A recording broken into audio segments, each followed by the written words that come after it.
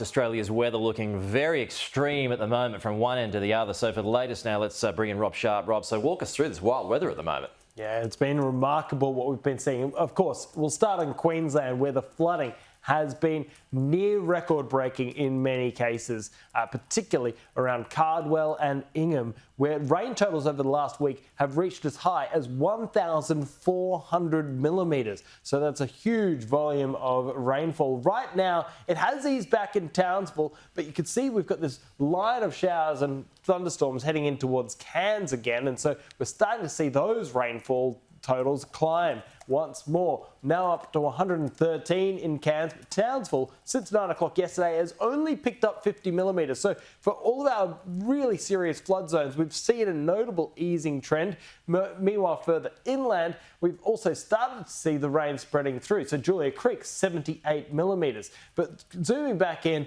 on the flood zones, and thankfully for Townsville, it is no longer under a major flood warning. So we're not expecting the water to go into that black zone because we're not expecting it to rise to the major level. So moderate flood warning there on the Ross River.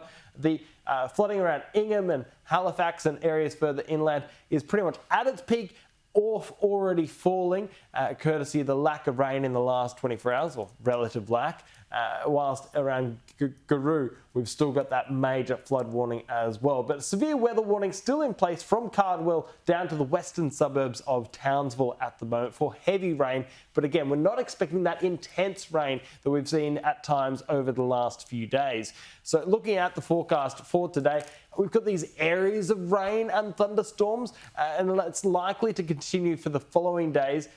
But the pinpoint accuracy of that rainfall will be a fair bit more widespread rather than just constantly targeting the same locations with the intense fall. So we're still predicting plenty more rain to come, but it will be more widespread and not as intense as the last few days. So most of those flood levels have probably seen their peak, but of course there is still the chance of some intensification and some further heavy rain.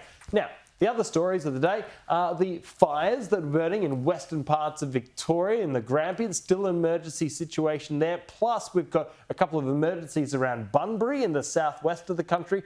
Both of those are burning in high fire danger areas for today once again, as we see heat continuing to spread across the country, especially through the north of WA, where we've had many records broken in recent days, and into the southeast, where our heat wave is near its end in Adelaide and Melbourne, minimum of 26 and 24 respectively this morning. But that's subtly changed. It's on its way, and as it comes through, it will help to aid some showers and thunderstorms too.